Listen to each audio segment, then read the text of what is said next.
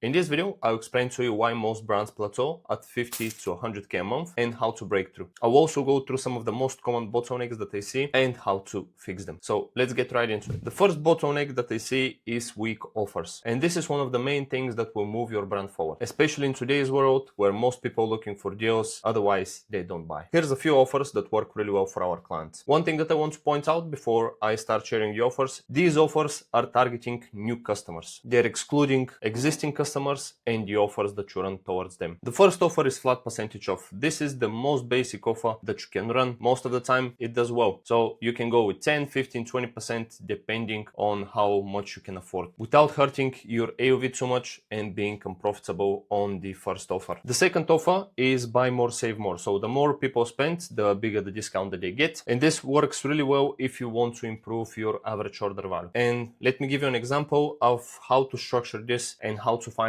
what percentages you can run for the buy more, save more offer. So let's say your new customer average order value is $100. If your current new customer average order value is $100 and you're running 10% off, the next offer should bring your average order value to at least $115 or $120. So if we do the math and the next tier you want to do is 20%, you can go with all orders above $150 will get 20% off, which will bring your average order value to $120. If you want to go even further, you can do 25% off on all orders above $200, which will bring your average order value to about $160. Again, this is assuming people will buy exactly at $200, which most of the time they won't. But again, this is just to have a baseline of how your new customer average order value will look like. Obviously, you can do smaller percentages, like you can go from 10 to 15 to 20 instead of 10, 20, 25. This is really up to you depending on your margins. The next one is free gift with purchase. With this one, I again will recommend to you to push your average order value. So if your new customer average order value is again at $100, you can go with free gift with all purchases above 130, 150, depending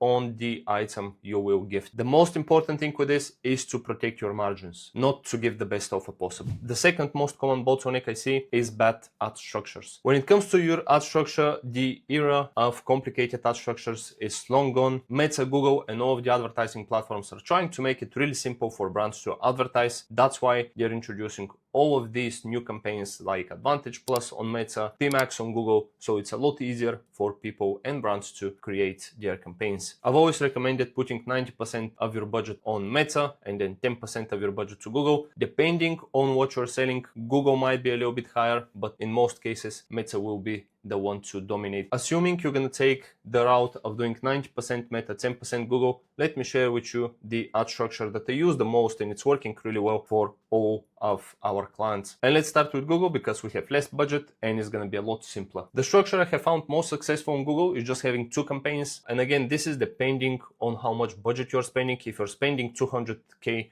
on Google, the structure is going to evolve a lot, but let's assume you're spending 10k on Google and 90k a month on Meta. With 10k a month on Google, I highly recommend to you to go with just standard shopping campaign where you're going to put 80 to 90% of your budget, and that's going to be your main prospecting campaign. I would also exclude all of your brand keywords from there, and then I will create a brand search campaign, which obviously you all know what it's doing. It's capturing already existing demand, but ensures you are appearing in the top of the search when people are searching for your brand. And that's where we're going to put 10% of the budget. For Meta, again, depending on the size of your brand and on the budget, but let's assume again, it's 90k a month. We're going to have a campaign that is specifically testing offers. We're going to have a campaign that is testing personas and creatives. The third campaign is going to be the scaling one, and that's where you're going to graduate all of the winners from the previous two testing campaigns. But for that, you need to have a clear KPIs of what the winning ad is. And last but not least is going to be a DPA only campaign, and that is if you have multiple SKUs. Hard exclusions on all of your campaigns, so you're focused mainly on prospecting. And by the way, even if you have hard exclusions on all of your campaigns, Meta will still do some form of retargeting because they can't track all of your customers on the platform. And I've added all of the campaigns on the doc, so you can take a screenshot and you can implement it. The next bottleneck that I see a lot is no systems. The 4 areas you should have systems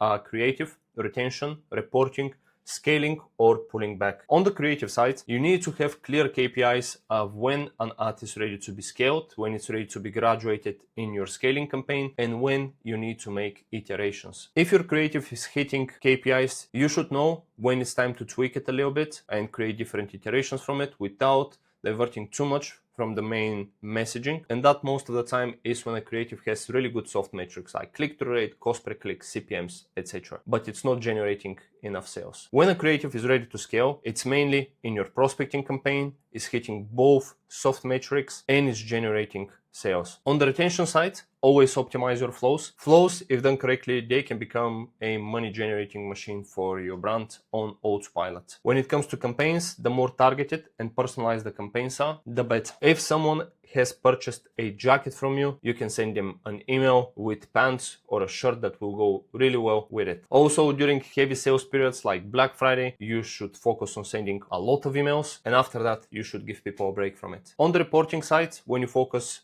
on gaining new customers, the metrics you should focus on are new customer ROAS, first store profitability, contribution margin, and payback period. Blended ROAS is also important, but I would consider it as a secondary metric. And last but not least, scaling and pulling back. This will tie to the reporting side of things. You should have clear KPIs on the reporting side that if you hit those metrics, it's time to scale or it's time to pull back. An example I can give you when scaling is you're achieving first store profitability, you're gaining new customers, your AOV is in a good place, and your contribution margin is also doing well. Then it's time to scale. On the other hand, when it's time to pull back, a scenario that I see brands get confused with is their first store profitable, but their contribution margin is not in a good place. Sometimes that indicates that you can afford to lose some money on the first store, but you need to scale, because even if your first store profitable, but you're not making money on the back end, that's a problem. Because even if you win $20 on every single order when new people come in, but then lose money on the back end, it's not worth it. And yeah, that's about it. I hope you found value in this video. Let me know in the comments down below which bottlenecks do you see in your brand at the moment, or if your agency in your clients. And yeah, thank you for your time,